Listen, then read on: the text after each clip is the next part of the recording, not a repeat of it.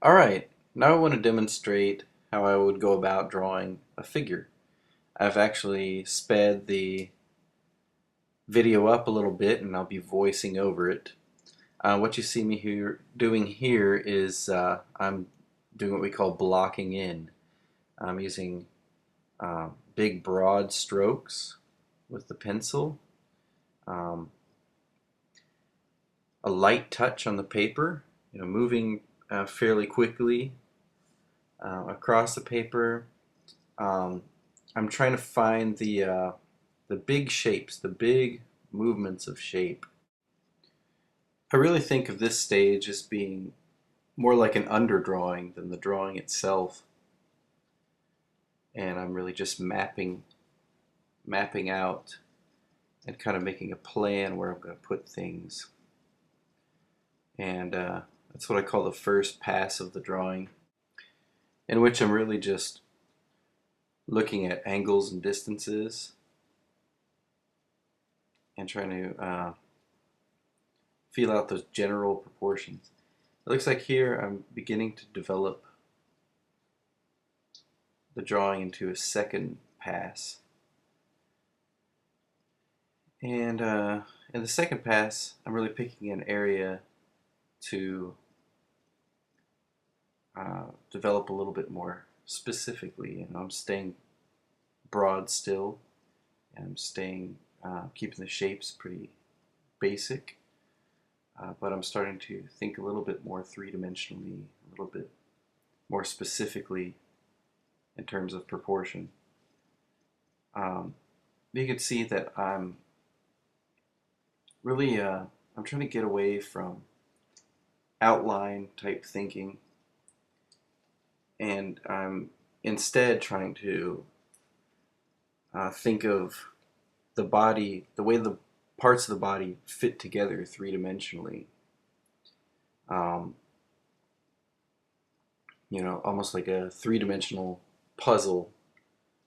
Trying to look at how the parts fit into one another and function together. Um, the torso to me is the most important part of the body, and I think of the torso in two basic segments, which is everything that belongs to the rib cage and everything that belongs to the pelvis. I always try to show in some way the bottom of the rib cage and the top of the pelvis, and to show the way that the rib cage continues through the upper torso, and the uh, pelvis continues through the lower torso, and how those lines overlap one another, where those parts insert into one another. Um, it's like right away I'm starting to feel out my terminators and my shadow masses, but I'm still leaving a little bit open there. I'm not closing off those shadows in terribly hard shapes. I'm just locating them. I'm leaving a little bit of breathing room with a light touch, blocking them in, hatching them in.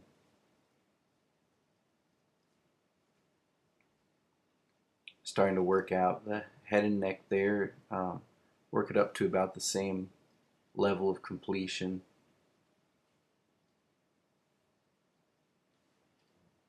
And you can see I'm using kind of semi-straight lines, pivoting on the shoulder for the really long lines, then pivoting on the elbow for the sort of middle-sized lines, and then pivoting on the wrist for these little lines. And even where the skull is, you can see that I'm trying to show how the form continues through.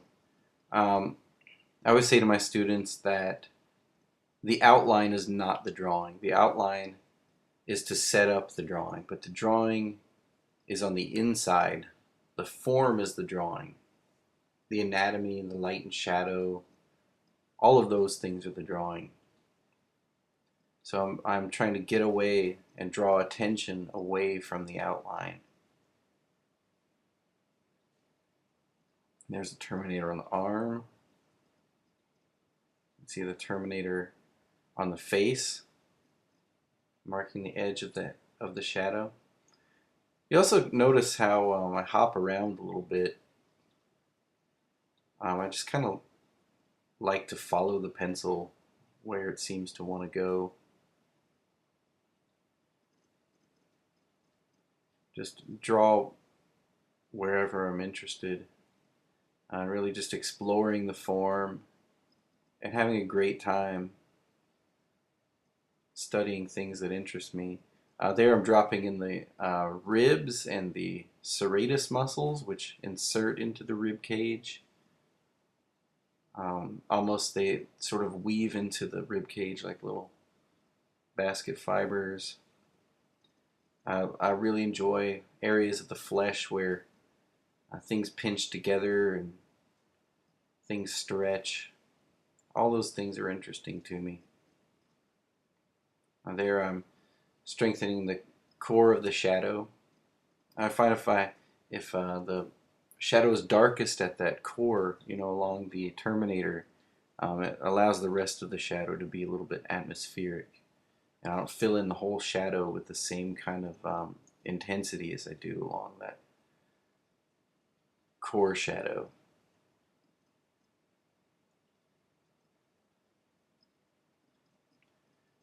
There, it looks like I'm locating the Terminator, another Terminator on the back. The way it meanders along the form there. And continuing the Terminator up through the neck and the head. Strengthening that core shadow down at the pelvis.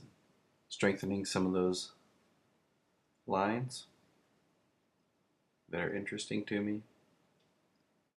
It's very important to me that I'm having a good time when I'm drawing. If I feel stifled or bored, then other people are going to feel the same way looking at the drawing.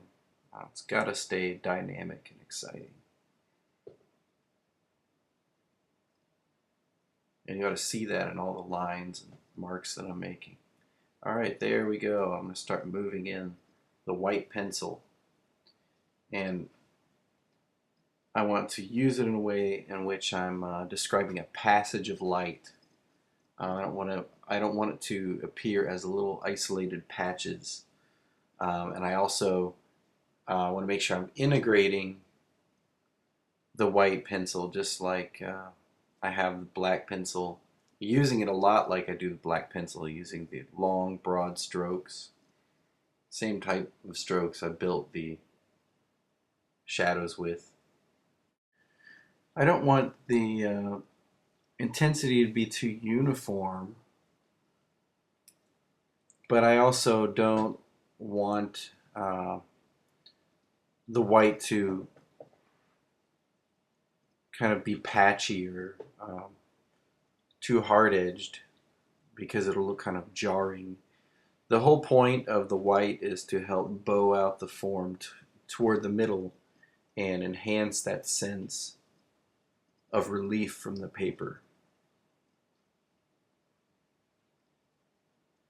So I want to both integrate the white into the paper, but also bear down in certain places to bring out some more intensity.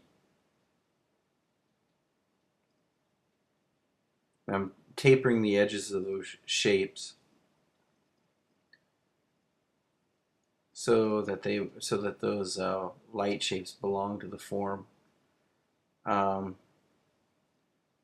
But I'm even building those light shapes with the quick hatches. That type of hatching is a feel that you really have to develop through practice. I'd say as often as you can, practice those kind of motions in your sketchbook.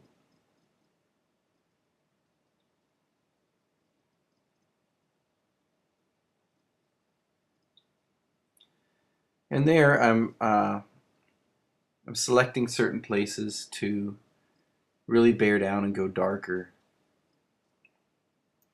Because in the shadows and the dark places, I don't want those to appear too uniform either.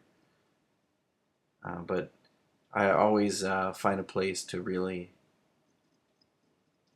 develop more than other places. There I'm finding the ribs. Ribs appear as little slight underplanes.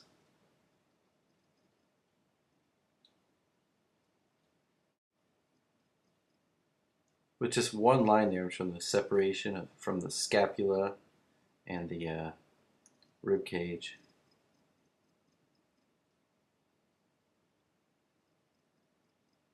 Throwing a little bit of halftone in there to really pull out some of that form. There's the deltoid muscle, the triceps.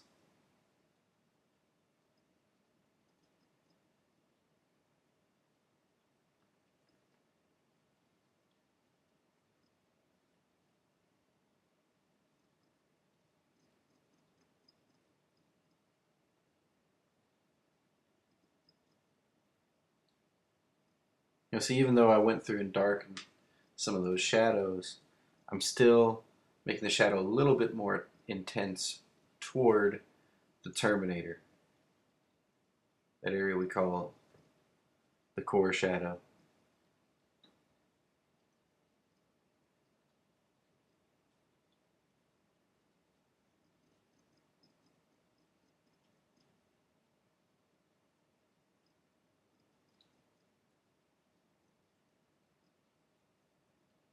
There's a little bit of halftone.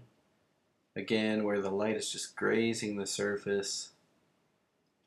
Illuminate a plane here, a ripple of muscles there.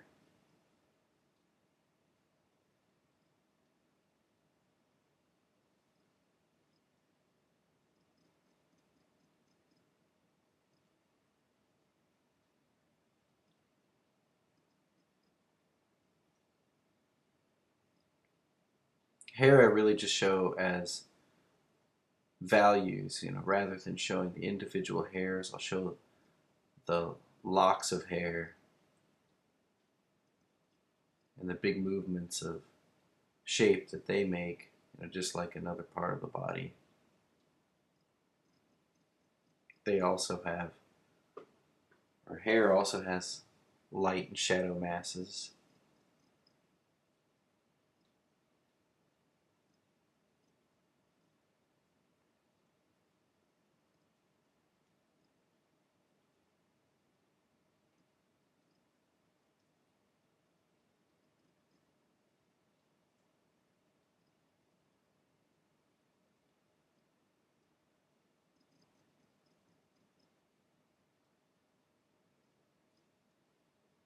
I feel like it's really important to show the angularity in form. People will tend to, when drawing the figure, round things out a bit too much. And that can make the form appear a little bit rubbery. But there's something about when you emphasize the angularity a little bit, it draws attention to the architecture of the form, and that's what we're really interested in bringing it out. And bringing out, you want a sense of the third dimension, and you want a real sense of solidity in structure. Dropping in some halftone there just to give it a greater sense of depth. Throwing a little bit of cast shadow in there just to show how the figure sits in the space without rendering too much background, going off on that kind of a tangent.